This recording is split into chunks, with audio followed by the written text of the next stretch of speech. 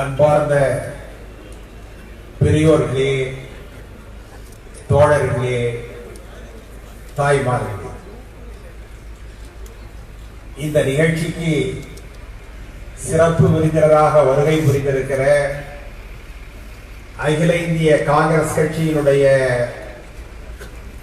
பார்வையாளர் மரியாதைக்குரிய தினேஷ் குண்டுராவ் அவர்களே, இந்த நிகழ்ச்சியை மிக சிறப்பாக ஏற்பாடு செய்திருக்கிற மாவட்ட காங்கிரஸ் தலைவர், சட்டமன்ற உறுப்பினர் அருமை தம்பி ராஜேஷ்குமார் அவர்கள்,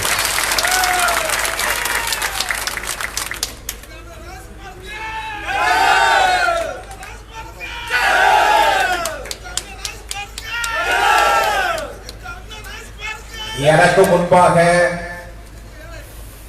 சிம்மக்குரலில் சிவாஜியை போல ஒரு உரையாற்றி அமர்ந்திருக்கிற அகில இந்திய செயலாளர் சஞ்சய் தத் அவர்களே, மதியம் நடைபெற இருக்கிற கூட்டத்தில் உரையாற்ற இருக்கிற அகில இந்திய செயலாளர் ஸ்ரீவல்ல பிரசாத் அவர்களே, செயல் தலைவர் தம்பி விஜயகுமார் அவர்களே, மயூரா ஜெயக்குமார் அவர்களே, முன்னாள் மத்திய அமைச்சர் அன்பு தலைவர் தனுஷ்கோடி ஆதித்தன் அவர்களே, இந்த நிகழ்ச்சியில் கலந்து கொண்டிருக்கிற சட்டமன்ற உறுப்பினர்கள் பிரின்ஸ் அவர்களே, விஜயதரணி அவர்களே, அருமை நண்பர்கள் ராபர்ட் புரூஸ் அவர்களே, தம்பி விஜயகுமார் அவர்களே, அசோக் சாலமன் அவர்களே, டாக்டர் சாமுவேல் ஜார்ஜ் அவர்களே, விஜய் வசந்த் அவர்களே, மாவட்ட தலைவர் ராதாகிருஷ்ணன் அவர்களே, காமராஜ் அவர்களே, தோழர்கள் ஃப்ரெடி அவர்களே, லாரன்ஸ் அவர்களே, செல்வம் அகித் மாமா, மாநில பொதுச் செயலாளர் செல்வம் அவர்களே, மாநில SC/ST தலைவர் செல்வம் பெருந்தகை அவர்களே, மாநில பொதுச் செயலாளர் அருள் தத்தையா அவர்களே, நண்பர்கள் டி பிரவீன் அவர்களே, உதயன் அவர்களே, ஆண்டனி ஜூலியஸ் அவர்களே, சபீன் அவர்களே, சபிதா அவர்களே, தாரகை அவர்களே, ஆரோக்கியராஜ் அவர்களே, சீனிவாசன் அவர்களே, நரேந்திர தேவ் அவர்களே மற்றும் இந்த நிகழ்ச்சியில் நாம் இரங்கல் உரை ஆற்றிய மறைந்து போன நம்முடைய தலைவர்கள் வசந்தகுமார் அவர்களே, சில்வர் ஸ்டோன்ஸ் அவர்களே, சுகுமார் அவர்களே, ஜோசப் ரேடன் அவர்களே, அவர்களுக்கு நாம் இரங்கல் உரையாற்றினோம்.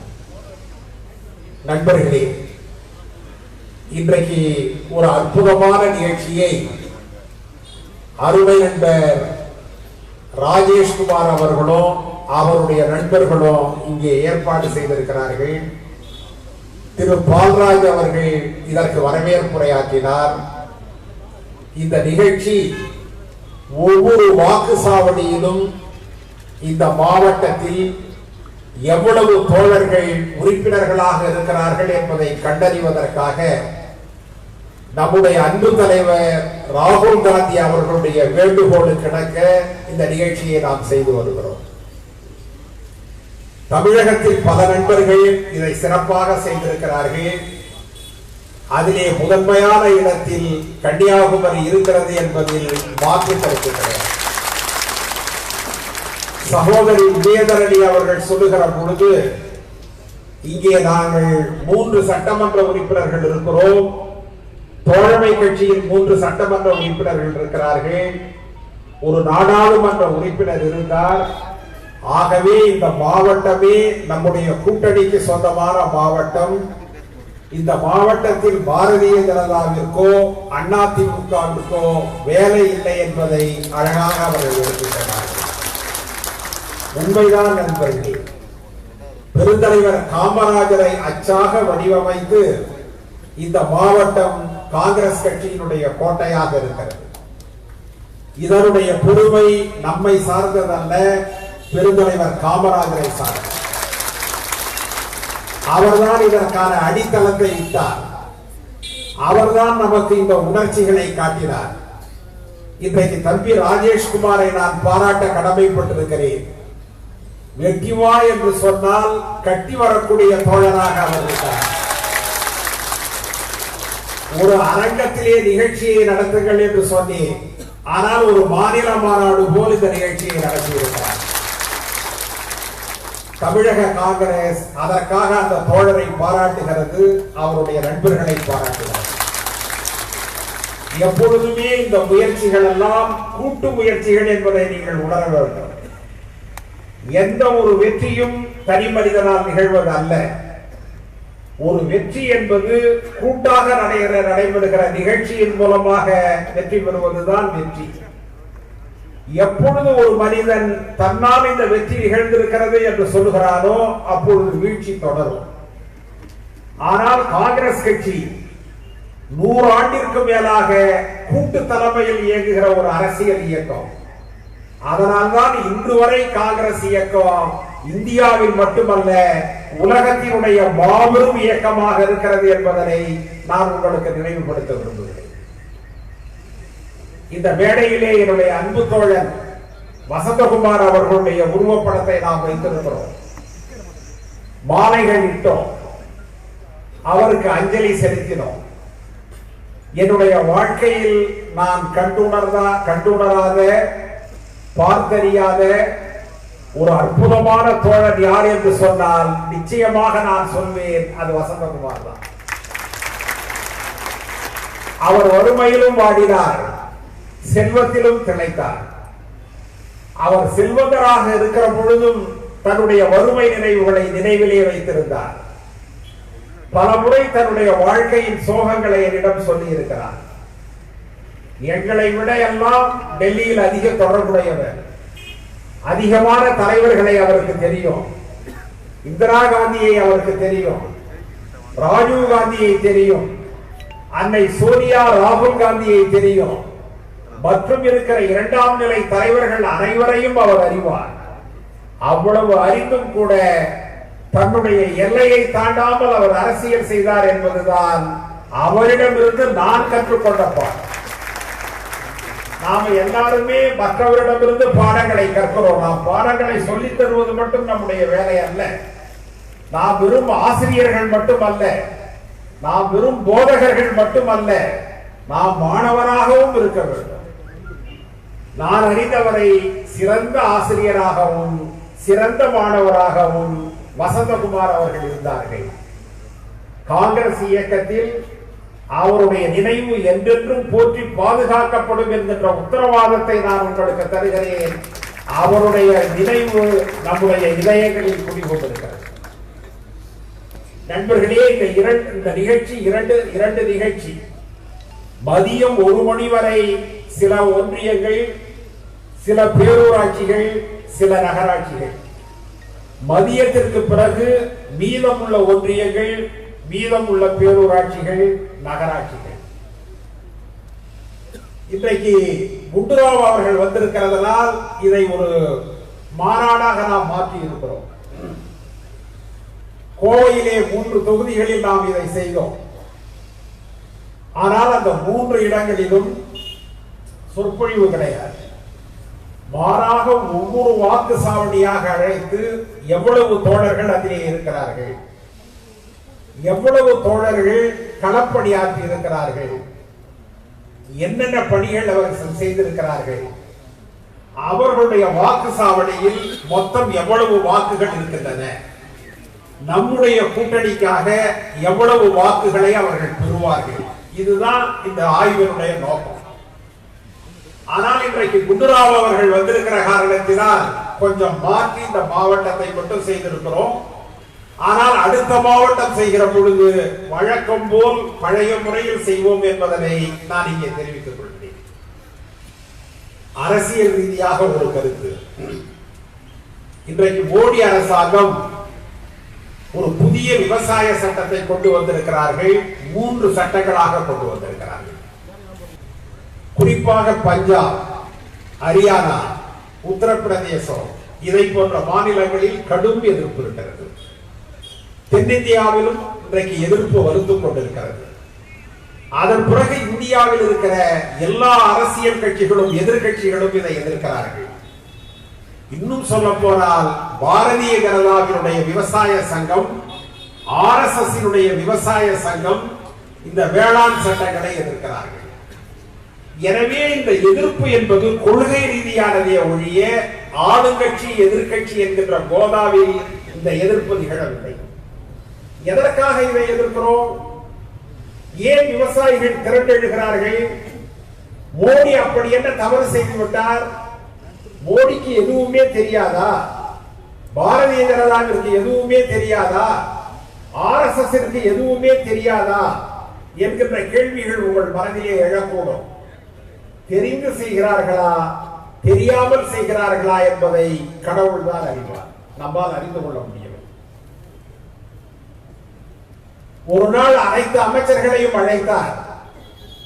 நான் இன்றைக்கு முக்கியமான அறிவிப்பை வெளியிடப் போகிறேன், எல்லோரும் இந்த அறையிலே இருந்து தொலைக்காட்சியிலே பாருங்கள் என்று சொல்லிவிட்டு இந்தியாவில் இருக்கிற 1000 ரூபாய் 500 ரூபாய் நோட்டுகள் செல்லாது என்கின்ற ஒரு சட்டத்தை அறிவித்தார். நாடே அதிர்ந்து போனது, உலகம் வியந்து போனது. ஹிட்லரை போல, முசோலினியை போல, செங்கிஸ்கானை போல, தைமூரை போல, அவுரங்கசீப்பை போல சர்வாதிகாரிகள் செய்கின்ற ஒரு காரியத்தை அவர் செய்தாரே ஒழிய ஒரு ஜனநாயக நாட்டினுடைய பிரதமராக அவர் அந்த காரியத்தை செய்யவில்லை. மக்கள் வியந்து போனார்கள். அதன் பின் அதிர்ச்சி அடைந்தார்கள். சொன்னார், கருப்பு பணத்தை பிடிப்பதற்காக இதை செய்கிறேன் என்று சொன்னார். எங்களுடைய தலைவர் சிதம்பரம் அவர்கள் தான் கருப்பு பணம் என்ன என்பதை பற்றி ஒரு அழகான விளக்கம் கொடுத்தார். அது ஒரு அற்புதமான விளக்கம். ஒரு விவசாயி இருப்பார், 5 மூட்டை நெல்லை விற்பார். அப்பொழுது அவர் வாங்குகிற அந்த பணம் வெள்ளை பணம், சட்டத்திற்கு உட்பட்ட பணம். ஏனென்றால் தன்னுடைய உழைப்பின் மூலமாக 5 மூட்டை நெல்லை விற்று அதற்கு பதிலாக பணத்தை பெற்றிருக்கிறார். ஆனால் தன்னுடைய நிலத்தினுடைய வழக்கு சம்பந்தமாக ஒரு வழக்கறிஞரிடம் அவர் செல்வார். அந்த வழக்கறிஞருக்கு அவர் வழக்காடுவதற்காக தொகை தருவார். அந்த 5000 ரூபாயை தருவார். அந்த 5000 ரூபாய்க்கு வழக்கறிஞர் ரசீது கொடுத்தால் அந்த பணம் வெள்ளை பணமாகவே இருக்கும். ஆனால் அந்த வழக்கறிஞர் ரசீது கொடுக்காமல் பணத்தை பெற்றுக் கொண்டால் அந்த வெள்ளை பணம் கருப்பு பணமாக மாறும். அதன் பிறகு அந்த வழக்கறிஞர் ஒரு துணிக்கடைக்கு போவார், அல்லது நம்முடைய வசந்தன் டிவிக்கு செல்வார், ஒரு டிவி விலைக்கு வாங்குவார். விஜய் அதற்கு ரசீது கொடுத்தால் அந்த பணம் மீண்டும் வெள்ளை பணமாக மாறும். ரசீது கொடுக்கலன்னா அது கருப்பு பணமாகவே இருக்கும். ஆக ஒரு பணம் என்பது இப்படித்தான் வெள்ளை பணமாகவும் கருப்பு பணமாகவும் மாறி மாறி வருகிறதே ஒழிய கருப்பு பணம் என்கின்ற பெயரில் எங்கும் பணம் இருப்பதில்லை என்பதுதான் உண்மையான பொருளாதார ரகசியம். அதுதான் பொருளாதாரம். ஆனால் மோடி நமக்கு என்ன சொன்னார்? ஆனால் சேகர் ரெட்டி வீட்டுல கட்டுக்கட்டா 2000 ரூபாய் நோட்டு இருந்தது. இன்னைய வரைக்கும் அதற்கு விளக்கம் வரலையே. அவ்வளவு 2000 ரூபாய் நோட்டை சேகர் ரெட்டி எந்த வங்கியிடமிருந்து பெற்றார்? தமிழ்நாட்டில் இருந்த வங்கியிடமிருந்து பெற்றாரா அல்லது நேரா ரிசர்வ் பேங்க்ல இருந்தே அவருக்கு வந்துட்டுதா? அப்படின்னா அவருக்கு யார் கொடுத்தார்கள்? ஏன் மோடியால கண்டுபிடிக்க முடியல? நீங்க டெல்லிக்கு போக வேண்டாம், மும்பைக்கு போக வேண்டாம், லக்னோவிற்கு போக வேண்டாம். சென்னையில் ஒரு சாதாரண வியாபாரி அவரால் அவ்வளவு பணங்களை மாற்ற முடிந்தது என்று சொன்னால் உங்களுடைய சட்டம் என்ன செய்தது மோடி அவர்களே? அதுதான் கேள்வி. என்ன செஞ்சது? நம்ம வீட்டில் இருந்த ஏழப்பாழ பாட்டி கையில் இருந்த சுருக்கு பணத்தை புடுங்கிட்டு போச்சே ஒழிய செல்வந்தர்களிடம் இருந்து அது கருப்பு பணத்தை எடுக்கவே இல்லை, எடுக்க முடியல. ஏன்னா மோடியினுடைய நோக்கம் அதுவல்ல. பேரறிஞர் மன்மோகன் சிங் அன்றைக்கு சொன்னார், இந்த திட்டத்தின் மூலமாக இந்தியாவினுடைய ஜிடிபி, இந்தியாவினுடைய ஆண்டு வருமானம் 2% குறையும் என்று சொன்னார். ஆனால் அதையும் தாண்டி அது மிக அதிகமாக குறைந்து பாகிஸ்தானை விட, ஆப்கானிஸ்தானத்தை விட, பர்மாவை விட இலங்கையை விட நம்முடைய பொருளாதார ஜிடிபி கீழே விழுந்திருக்கிறது என்று நாம் சொல்லவில்லை, உலக வங்கி சொல்லுகிறது. காங்கிரஸ் சொல்லவில்லை, இந்தியாவினுடைய ரிசர்வ் வங்கி சொல்லுகிறது. மோடி அவர்களே, மோடியை ஆதரிக்கிற ஊடகங்களே, இப்பொழுதாவது புரிந்து கொள்கிறீர்களா எவ்வளவு தவறான பொருளாதார கொள்கையால், மோடியினுடைய பொருளாதார கொள்கையால் இந்தியாவினுடைய பொருளாதாரம் படுபாதாரத்தில் விழுந்தது என்பதை நீங்கள் தெரிந்து கொள்ளுங்கள். இதைத்தான் காங்கிரஸ் சொல்லுகிறது, இளம் தலைவர் ராகுல் காந்தி சொல்லுகிறார். இறுதியாக ஒன்று, விவசாய சட்டம். விவசாய சட்டத்திலே என்ன சொல்லுகிறார்? ஒப்பந்த சாகுபடி செய்ய வேண்டும் என்று சொல்லுகிறார்கள். ஒப்பந்த சாகுபடி என்றால் என்ன? Contract farming.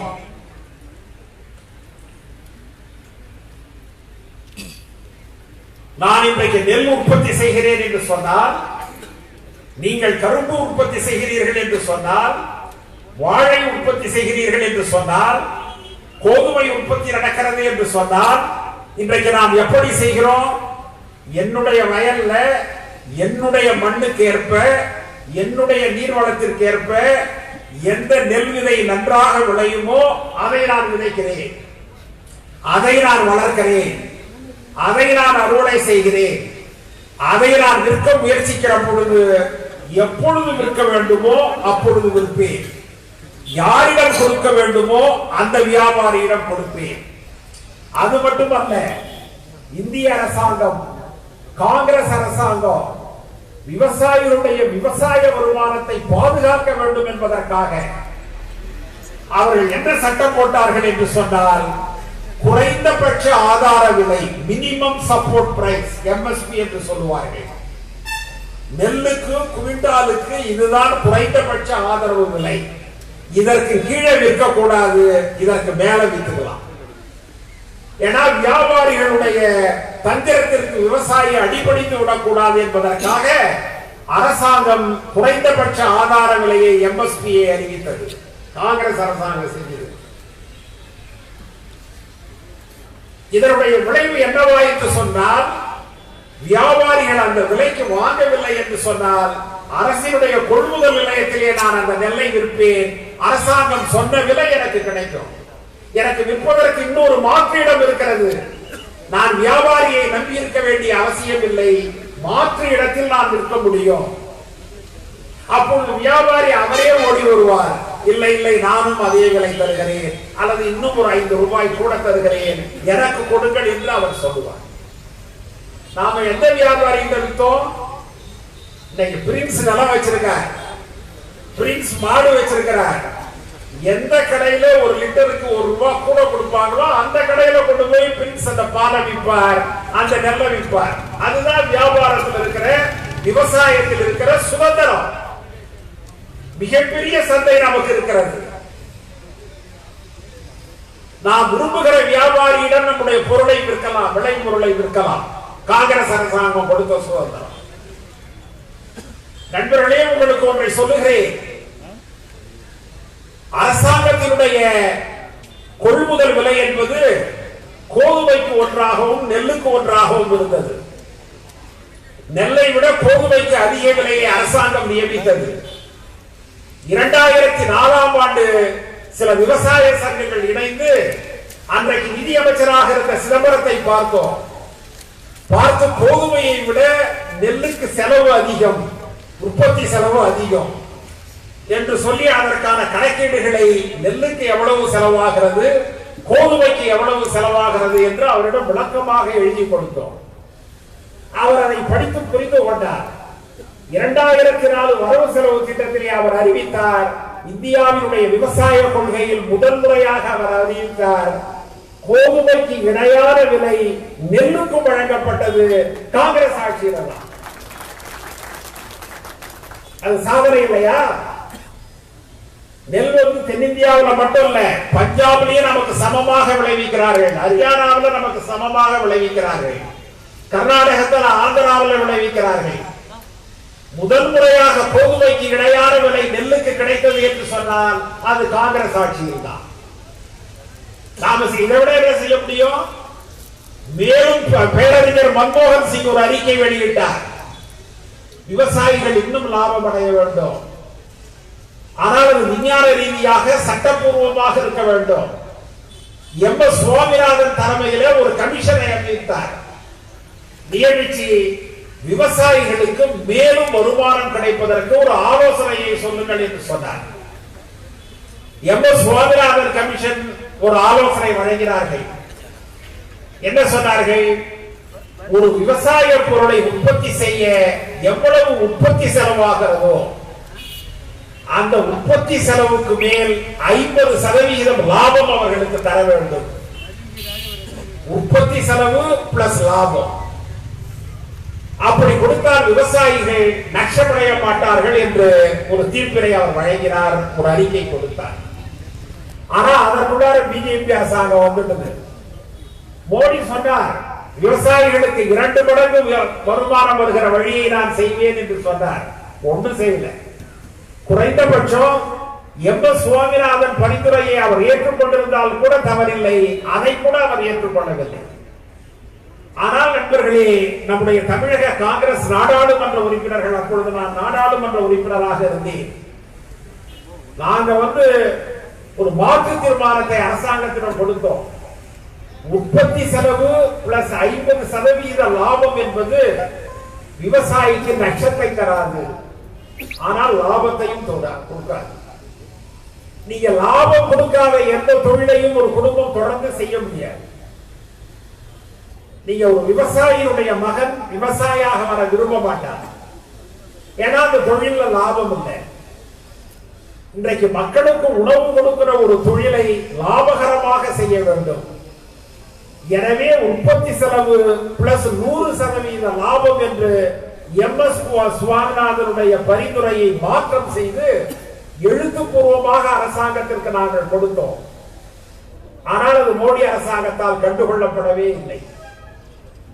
அது மட்டுமல்ல, குதிரை கீழே தள்ளியது மட்டுமல்ல, குழியும் பறிக்கிறது என்பதை போல இன்றைக்கு விவசாயிகள் தங்களுடைய இஷ்டத்திற்கு தங்களுடைய விளைபொருளை விற்கக்கூடாது, ஒப்பந்த முறையில் விவசாயம் செய்ய வேண்டும், பெரிய நிறுவனங்களிடம் அதை விற்க வேண்டும் என்று சொல்லி இருக்கிறார்கள், கார்பரேட் முதலாளிகளிடம். அதுதான் சிக்கல். நீங்க ஏற்கனவே ஒரு நல்ல முறை இருந்தது, அந்த முறையை நீங்க மாற்றிருக்கிறீங்க. பெரிய சந்தை என்று சொல்லுகிறார்கள். எது பெரிய சந்தை? சிறு சிறு வியாபாரிகள் தான் சிறந்த சந்தை. பெரிய நிறுவனங்கள் பெரிய சந்தையாக முடியாது. அவர்களிடம் நம்மால் விவாதம் செய்ய முடியாது. அவர்களிடம் ஒப்பந்த முறையில் செய்கிறேன் என்று கையெழுத்து போட்டால் நெல்லை கொண்டு போய் அவர்களிடம் தான் கொடுக்க வேண்டும். அதற்கு கரும்பாலைகளே ஒரு உதாரணம். கரும்பாலைகள்னா கரும்பு நாம உற்பத்தி முறையில ஒப்பந்த முறையில உற்பத்தி பண்றோம். இன்னைக்கு விளைவு என்னானது? 2500 கோடி ரூபாய் கரும்பாலைகள் விவசாயிகளுக்கு தர வேண்டிய கடன் பாக்கி இருக்கிறது, கொள்முதல் பாக்கி இருக்கிறது. அவர்களால் கொடுக்க முடியல, கொடுக்க மறுக்கிறார்கள். அரசாங்கத்தால் ஒன்றும் செய்ய முடியல. நீதிமன்றங்கள் வேடிக்கை பார்க்கிறது. அதனுடைய விளைவு என்ன? கரும்பு விவசாயிகள் அந்த விவசாயத்திலிருந்து வெளியே போய் கொண்டிருக்கிறார்கள். அதே ஒப்பந்த முறைதான் இன்றைக்கு கோதுமைக்கும் நெல்லுக்கும் என்கின்ற காரணத்தினால் தான் பஞ்சாபிலும் ஹரியானாவிலும் அவ்வளவு பெரிய எதிர்ப்பு. பாரதிய ஜனதா அமைச்சர் சொல்லுகிறார், இடைத்தரகர்களை காங்கிரஸ் ஆதரிக்கிறதா என்று கேட்கிறார். யார் இடைத்தரகர்? எங்க கிராமத்துல 10 வியாபாரிகள் இருக்கிறார்கள். எல்லாருமே ஒரு 10 ஏக்கர் 20 ஏக்கர் விவசாயம் பண்றவங்க கிட்ட போய் அந்த நெல்லை வாங்குவாங்க. சிறு வியாபாரிகள், அவர்கள் இடைத்தரகர்கள் அல்ல, சிறு வியாபாரிகள். காங்கிரஸ் கட்சி சிறு வியாபாரிகளை வரவேற்கிறது. ஆனா பிஜேபி என்ன சொல்லுது? இந்த சிறு இடைத்தரகர்கள் உனக்கு வேண்டாம், நான் அம்பானியை அனுப்புறேன், அடானியை அனுப்புறேன், அவர்கிட்ட ஒரு நெல்லை வித்து கொண்டு எடுத்துட்டு வாங்குது. என்னுடைய நெல்லை வாங்க அவர்கள் யார்? என்னுடைய நெல்லை நீ இவருக்கு விற்க வேண்டும் என்று சொல்வதற்கு மோடி அவர்களே நீங்கள் யார்? அதுதான் எங்களுடைய கேள்வி. காங்கிரஸ் அரசாங்கம் கொடுத்திருந்த குறைந்தபட்ச ஆதார விலை மறைந்து போகும். ஏன்னா தனியார் கொள்முதல் செய்கிற பொழுது அரசாங்கம் கொள்முதல் செய்யாது, செய்ய முடியாது. உங்களுடைய சட்ட திருத்தத்தில் அது இல்லை. குறைந்தபட்ச ஆதார விலை தொடர்ந்து இருக்கும் என்கின்ற ஷரத்து மோடி கொண்டு வந்திருக்கிற சட்ட திருத்தத்தில் இல்லை. ஊடகங்கள் அதை படித்து பார்க்க வேண்டும். நீங்க அது தொடரும்னா ஒரு வார்த்தை அதில் சேர்த்திருக்கணும். நீங்க சேர்க்கலையே. அரசாங்கம் ஒரு விலையை நிர்ணயிக்கவில்லை என்று சொன்னால் தனியார் என்ன நிர்ணயிக்கிறாரோ அந்த விலைக்கு கொடுக்க வேண்டியது காலப்போக்கில் கட்டாயமாக ஆகிவிடும். எனவேதான் விவசாயிகள் எதிர்க்கிறார்கள். ஒரு சின்ன உதாரணம், நமக்கு தெரிந்த உதாரணம். இந்தியாவினுடைய பொதுத்துறையாக பிஎஸ்என்எல் இருந்தது. இந்தியாவினுடைய தொலைத்தொடர்பு நிறுவனங்களிலேயே பிஎஸ்என்எல் சிறந்த நிறுவனம். அரசாங்கத்தினுடைய சொத்து. காங்கிரஸ் ஆட்சியில் அதை நாம் பேணி பாதுகாத்து வந்தோம். எல்லா முக்கியத்துவங்களும் கொடுத்தோம். ஒரு குக்கிராமத்துல 25 பேர் கையெழுத்து போட்டு எங்களுக்கு ஒரு பொது தொலைபேசி வேண்டும் என்று சொன்னால் அந்த குக்கிராமத்துல பஞ்சாயத்து ஆபீஸ்ல ஒரு தொலைபேசியை கொண்டு போய் பிஎஸ்என்எல் வைத்தது. வருமானம் வராது. ஆனாலும் கிராமப்புற மக்கள் தொலைத்தொடர்பு வசதியை பெற வேண்டும் என்பதற்காக காங்கிரஸ் செய்தது. தனியார்கள் வந்தார்கள். எந்த தனியாராவது கிராமங்களுக்கு தங்களுடைய டெலிபோன் டவரை கொண்டு போனாங்களா? செல்போன் டவரை வச்சாங்களா? வைக்கலையே. ஆனால் நாம் தனியாரையும் ஆதரித்தோம், பிஎஸ்என்எல்லையும் ஆதரித்தோம். இந்தியாவினுடைய கலப்பு பொருளாதாரம் என்பது அதுதான். ஜவஹர்லால் நேரு கொண்டு வந்தார் மிக்ஸ்ட் எக்கானமி. தனியார் துறையும் இருக்கும், பொதுத்துறையும் இருக்கும். ஒன்றை ஒன்று போட்டி போட்டு வளர வேண்டும். எங்க ஊர்ல நெய்வேலி நிலக்கரி சுரங்கம் இருக்கிறது, பொதுத்துறை. இந்தியாவினுடைய தலை சிறந்த பொதுத்துறை நெய்வேலி நிலக்கரி நிறுவனம். பொதுத்துறையில சிறப்பாக நடக்கலையாது. திருச்சியில பாரத் பெல் பெருந்தலைவர் காமராஜர் கொண்டு வந்தது சிறப்பாக நடக்கலையா? திருச்சியில துப்பாக்கி தொழிற்சாலை சிறப்பாக நடக்கலையா? இன்றைக்கும் பொதுத்துறை நிறுவனங்கள் கொடிகட்டி பறக்கின்றன. எல்ஐசி ஆஃப் இந்தியா, ஆயுள் காப்பீட்டு கழகம் ஜவஹர்லால் நேரு கொண்டு வந்தார். இந்தியாவினுடைய பெரிய காப்பீட்டு நிறுவனம் மட்டுமல்ல, உலகத்தினுடைய பெரிய காப்பீட்டு நிறுவனங்கள்ல எல்ஐசியும் உண்டு. எல்ஐசியினுடைய வருகிற அந்த பிரீமியம் தொகையில் இருந்துதான் கிராமப்புற குடிநீர் திட்டங்களுக்கு பணம் கொடுத்தார்கள். அதனுடைய பிரீமியம் தொகையில் இருந்துதான் கிராமப்புறங்கள்ல ஆரம்ப பள்ளிகளை ஆரம்பித்தார்கள். அதன் மூலம் தான் நம்முடைய கிராமப்புறங்கள் வளர்ச்சி அடைந்தன. ஆனா இன்னைக்கு மோடி அரசாங்கம் எல்ஐசியினுடைய பங்குகளை விற்கிறார்கள் தனியாருக்கு. அதை காங்கிரஸ் எதிர்க்கிறது. அமெரிக்காவை போன்ற ஏகாதிபத்திய நாடுகளில் கூட தனியாரும் பொதுத்துறையும் இணைந்து இருக்கிறார்கள், வெற்றிகரமாக செயல்படுகிறார்கள். ஆனால் இந்தியாவில் சில தனிநபர்களுக்காக பொதுத்துறையை மோடி அரசாங்கம் நசுக்குகிறது. பொதுத்துறை என்பது மக்களுடைய தொழிற்சாலை, மக்களுடைய வரிப்பணத்தில் ஆரம்பிக்கப்பட்டது. அதை நசுக்குவதற்கு நீங்கள் யார்? தொலைத்தொடர்புல 4G என்கின்ற அலைக்கற்றை வந்தது. 2G இருந்தது, 3G இருந்தது, அதன் பிறகு 4G வந்தது. நீங்க அந்த 4G தனியாருக்கு தான் கொடுத்தீங்க, பிஎஸ்என்எல் கொடுக்கல. இதற்கு பெயர் மாற்றாந்தாய் மனப்பான்மை கூட அல்ல, கொடுமைக்கார மனநிலை. உன்னுடைய சொந்த நிறுவனத்திற்கு நீ 4G கொடுக்கல, தனியார் நிறுவனங்களுக்கு கொடுத்த. எதற்காக? இந்தியாவினுடைய மிகப்பெரிய தொலைத்தொடர்பு நிறுவனம் தானாக மரித்து போனால், செத்து போனால் தனியார்கள் வளருவார்கள் என்கின்ற ஒரு சுயநல போக்கோடு மோடி அரசாங்கம் செய்த கொடுமை அது. ஆனா இந்தியாவினுடைய பொதுமக்கள் அதை பார்த்துக் கொண்டிருந்தார்கள், தொழிலாளர் வர்க்கம் பார்த்துக் கொண்டிருந்தது, ஊடகங்கள் பார்த்துக் கொண்டிருந்தது. விளைவு இந்தியாவினுடைய ஒரு நவரத்ன பொதுத்துறை ஒன்றுமே இல்லாமல் மரித்து போனது. கொலைகாரன் கையிலே விழுந்த பச்சிளம் குழந்தையை போல அது துடிதுடித்து சென்றது. பொதுத்துறைக்கு நேர்ந்திருக்கிற அசிங்கம் அதுதானே. சரி, அதன் பிறகு அதை விட்டாரா மோடி? பொதுத்துறையிலும் ஒரு சில நிறுவனங்கள் இருந்தன. ஏர்செல் இருந்தது. தென்னிந்தியாவில் ஏர்செல் சிறப்பான நிறுவனம். ஆனால் அந்த ஏர்செல்லை கொஞ்சம் கொஞ்சமாக அழித்தார்கள். ஏர்செல் போயிட்டது. அடுத்த ஒரு போட்டியாளர் ஏர்டெல், அதையும் அழித்துக் கொண்டிருக்கிறார்கள். விரைவில் ஏர்டெல்லும் போயிடும். நண்பர்களே, 130 கோடி மக்கள் வாழ்கிற ஒரு குடியரசுல, 130 கோடி மக்கள் வாழ்கிற ஒரு ஜனநாயக நாட்டில் ஜியோ என்கின்ற ஒரு தனியார் தொலை நிறுவனம் மட்டும்தான் இருக்கும் என்று சொன்னால், இதைவிட ஒரு கொடுமையை, ஒரு பொருளாதார பேரழிவை மோடியால், பாரதிய ஜனதாவை தவிர்த்து வேறு யாரால் செய்ய முடியும்? இதேதான் இந்த விவசாய சட்டத்தின் மூலமாகவும் நிகழும். இது ஒரு உதாரணம். எப்படி பிஎஸ்என்எல் ஒழிக்கப்பட்டதோ அதே போல இந்தியாவினுடைய 5000 ஆண்டு கால விவசாய பெருமை இன்றைக்கு மோடியால் அழிக்கப்பட்டு, விவசாயிகளுடைய விற்பனை உரிமை தகர்க்கப்பட்டு, சிறு வியாபாரிகள் கையில் இருக்கிற அந்த வியாபாரம் பெரும் முதலாளிகள் கைக்கு கொண்டு செல்வதற்காக இன்றைக்கு அந்த சட்டத்தை கொண்டு வந்திருக்கிறீர்கள். எனவேதான் சட்ட திருத்தத்தில் அரசினுடைய குறைந்தபட்ச ஆதார விலை என்று சொல்லக்கூடிய எம்எஸ்பியை நீங்கள் குறிப்பிடவில்லை. எனவேதான் காங்கிரஸ் கட்சியும் விவசாயிகளும் இந்த விவசாய சட்டத்தை எதிர்த்து நாங்கள் போராடுகிறோம். தேனியில தமிழக இளைஞர் காங்கிரஸ் அதற்கான போராட்டத்தை அறிவிப்பு செய்தார்கள். நான் அதற்கு சென்றிருந்தேன். ஆனால் எடப்பாடியினுடைய காவல்துறை எங்களுக்கு அனுமதி அளிக்கவில்லை. ஏன்னா இந்த உண்மையை நாங்க சொல்லுவோங்கிறது அவங்களுக்கு தெரியும். இங்க கூட விவசாய மாநாடு என்று ராஜேஷ் போட்டிருந்தால் அவர்கள் அனுமதி கொடுத்திருக்க மாட்டார்கள். நண்பர்களே, இந்தியாவில் இருக்கிற மாநிலங்கள், பல மாநிலங்கள் இந்த சட்டத்தை எதிர்க்கிறார்கள். பஞ்சாப் எதிர்க்கிறது, மேற்கு வங்காளம் எதிர்க்கிறது, கேரளம் எதிர்க்கிறது, ராஜஸ்தான் எதிர்க்கிறது, ஏராளமான மாநிலங்கள் இதை எதிர்க்கிறார்கள். ஆனா தமிழ்நாட்டில் எடப்பாடி அரசாங்கம் மட்டும் இதை ஆதரிக்கிறது. எவ்வளவு பெரிய கொடுமை எண்ணி பாருங்கள். எடப்பாடி சொல்றார், தன்னை ஒரு விவசாயின்னு சொல்லுகிறார். எப்படி ஒரு விவசாயி இதனை ஆதரிக்க முடியும்? இவர் ஆதரிப்பது மட்டுமல்ல, அதற்கு காரணமும் சொல்லுகிறார்.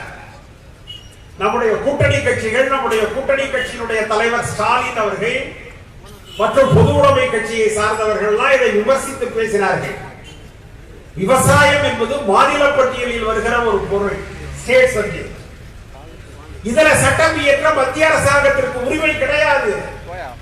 நீங்க ட்ரெஸ்பாஸ் பண்றீங்க, அத்துமீறுகிறீர்கள். ஒரு மாநில சட்டத்திற்குல, மாநிலத்தினுடைய உரிமையில மத்திய அரசாங்கம் வந்து அத்துமீறல் செய்கிறது சில தனிநபர்களுக்காக. எனவே இந்த சட்டத்தை ஏற்றுக்கொள்ள மாட்டோம் என்று நம்முடைய எதிர்கட்சிகள் எல்லாம் சொன்னார்கள். அன்னை சோனியா காந்தி ஒருபடி மேலே சென்று சொன்னார், காங்கிரஸ் ஆளுகிற மாநிலங்களில் இந்த சட்டத்திற்கு மாற்றான சட்டங்களை உற்பத்தி செய்யுங்கள், தயார் செய்யுங்கள். ஏன்னா இது ஒரு பெடரல் சட்டம், கூட்டாட்சி முறை. மாநில அரசாங்கத்திற்கு இருக்கிற உரிமை தான் மத்திய அரசாங்கத்துக்கும், மத்திய அரசாங்கத்துக்கு இருக்கிற உரிமை தான் மாநில அரசாங்கத்துக்கும் ஸ்டேட் சப்ஜெக்ட்ல, மாநில உரிமை பட்டியல்ல. எனவே மாற்று சட்டங்களை கொண்டு வாருங்கள் என்று சொன்னவுடன் பஞ்சாப்ல நம்முடைய முதலமைச்சர் அமரிந்தர் சிங் ஒரு சட்டம் கொண்டு வந்திருக்கிறார். குறைந்தபட்ச ஆதார விலை இந்த மாநிலத்தில் நீடிக்கும். அதற்கு கீழே யாராவது நெல்லையோ கோதுமையோ கொள்முதல் செய்தால் அவர்களுக்கு சிறை என்று அறிவித்திருக்கிறார். வாயால் அறிவிக்கிற, சட்டமன்றத்தில் தீர்மானம் நிறைவேற்றி இருக்கிறார்கள். பஞ்சாப்ல இனிமேல் மோடியினுடைய விவசாய சட்டம் செல்லாது, அமரிந்தர் சிங்கினுடைய சட்டம் தான் செல்லும். நீங்க சோனியா காந்தி நடைமுறையில் அதை மாற்றி காட்டி இருக்கிறார். ஏன் எடப்பாடிக்கு அந்த தைரியம் இல்லை? மேற்கு வங்காளத்தில் மம்தா செய்ய இருக்கிறார், கேரளத்தில் செய்ய இருக்கிறார்கள், ராஜஸ்தான்ல செய்ய இருக்கிறாங்க. ஏன் எடப்பாடியால முடியல? மோடிக்கே தெரியாத ஒரு ஆலோசனையை எடப்பாடி சொல்லுகிறார். விவசாயங்கிறது தான் மாநில பட்டியல்ல வரும். வியாபாரம் என்பது மத்திய அரசாங்கத்தினுடைய உரிமை, அது மத்திய அரசாங்கத்தினுடைய பட்டியல்ல வரும். நெல்லை உற்பத்தி செய்வது விவசாயியினுடைய கடமை, அது மாநில அரசாங்கத்தினுடைய கட்டுப்பாடு. விற்பனை என்று வருகிற பொழுது அது வியாபாரமாக ஆகி விடுகிறது. எனவே மத்திய அரசாங்கம் அதுல சட்டம் ஏற்றிருக்கு. பாருங்க, தன்னுடைய உரிமையை ஒரு தங்கத்தட்டுல வச்சு மோடி கிட்ட முழந்தாளிட்டு இவரே கொண்டு போய் கொடுக்கிறார். மாநில உரிமைகளுக்காக போராடிய மாநில அரசாங்கங்கள் இருந்த நாடு இது. பல முதலமைச்சர்கள் இருந்திருக்கிறார்கள். ஜோதி பாசு, இஎம்எஸ் நம்பூதிரிப்பாட், தேவராஜ அரசு, கலைஞர், தமிழகத்தினுடைய தலைவர் கலைஞர், இவர்கள்லாம் மாநிலங்களுக்கு அதிக உரிமைகள் வேண்டும் என்பதற்காக போராடி வெற்றி பெற்றவர்கள். ஜெயலலிதா, நீங்க ஜெயலலிதாவை பரிசு மதிப்பிட முடியாது, அவர்களும் அதற்காக போராடி இருக்கிறார். ஆனால் இன்றைக்கு இருக்கிற அடிமை அரசாங்கம் தன்னுடைய உரிமைகளை விட்டு தருவதற்கு தயாராக இருக்கிறார்கள். எனவேதான் நம்முடைய கூட்டணி சொல்லுகிறது, இந்த அதிமுக அரசாங்கத்தை அகற்ற வேண்டும், ஆட்சி கட்டிலிருந்து அகற்ற வேண்டும். எப்படி கன்னியாகுமரியில் இருக்கிற 6 சட்டமன்ற தொகுதிகளும் நம்மிடம் இருக்கிறதோ, அதே போல தமிழகத்தில் இருக்கிற அனைத்து சட்டமன்ற தொகுதிகளும் நம்மிடம் வர வேண்டும் என்பதற்காகத்தான் இன்றைக்கு நாம் இவ்வளவு நிகழ்ச்சிகளை செய்கிறோம். தோழர்களே, கடைசியாக ஒன்று, உழைத்தால் தான் உணவு கிட்டும். இது பஞ்சதந்திர கதையில வர்ற பழக்கம். உழைக்காதவர்கள் உணவு உண்ண முடியாது. எனவே உழைக்கணும். வயிற்றுக்கு மட்டுமல்ல, ஆட்சிக்கு வருவதாக இருந்தாலும் உழைக்க வேண்டும். சுயமரியாதையோடு வாழ வேண்டும் என்றாலும் உழைக்க வேண்டும். எந்த அரசியல் இயக்கம் உழைக்கிறதோ, எந்த அரசியல் இயக்கம் கண்மூடுகிற நேரத்தில் கூட பணியாற்றுகிறதோ, பாரதியார் சொன்னதை போல இமை முழுதும் சோறாதிருத்தல். இமைக்கிற நேரத்தில் கூட ஒரு மனிதன் சோர்ந்து விடக்கூடாது. எந்த அரசியல் இயக்கம் ஒற்றுமையாக இருக்கிறதோ, ஒரே விதமான கருத்தை மேடைகளில் சொல்லுகிறதோ, அந்த இயக்கம் தான் வெற்றி பெற முடியும். கட்டுப்பாடு ரொம்ப முக்கியம். இந்த மேடையை மிக கட்டுப்பாடாக அருமை நண்பர் ராஜேஷ் வைத்திருக்கிறார். நான் மகிழ்ச்சி அடைகிறேன். நீங்க ஒரு அரசியல் கட்சியினுடைய இலக்கணம் கட்டுப்பாடுதான். 1000 கருத்து வேறுபாடுகள் இருக்கலாம், ஆனால் அது பொது அரங்கத்தில் பேசக்கூடாது. அதை நம்முடைய அரங்கத்தில் தான் பேச வேண்டும். அதற்கு பெயர் தான் உள்கட்சி ஜனநாயகம். பொது மேடைகளில் தவறாக பேசுவது என்பது, மாற்றி பேசுவது என்பது, அத்துமீறுவது என்பது, இதெல்லாம் ரொம்ப இழிவான செயல்கள். காங்கிரஸ் இயக்கம் 100 ஆண்டுகளுக்கு மேலாக இருப்பதற்கான காரணம் என்ன? இந்திய மக்களை எதிரொலிக்கிற ஒரு அரசியல் இயக்கம் இது. இந்திய மக்களுக்கு தன்னாட்சி உரிமையை, சுயமரியாதையை, இந்திய மக்களுக்கு விழிப்புணர்வை, வறுமையை ஒழித்த அரசியல் இயக்கம், சமூகத்தில் புரட்சி செய்த அரசியல் இயக்கம். நீங்க கோயில்கள் தாழ்த்தப்பட்ட மக்களை அழைத்து சென்றது யார்? காங்கிரஸ் கட்சி. தாழ்த்தப்பட்டவர்கள் கோயிலுக்கு செல்லக்கூடாது என்ற சூழ்நிலையை மாற்றி காட்டியது காங்கிரஸ் கட்சி. தலித்துகளுக்கு தலித் சம்பந்தப்பட்ட இலாக்காக்கள் தான் வழங்கப்பட்டு வருகின்றன. இன்றைக்கு கூட அப்படித்தான் வழங்கப்பட்டு வருகிறது. ஆனால் பெருந்தலைவர் காமராஜர் அவர்தான் அவர்களுக்கு போலீஸ் துறையை கொடுத்தார். கக்கன் தலைவருக்கு போலீஸ் துறையை கொடுத்தார்.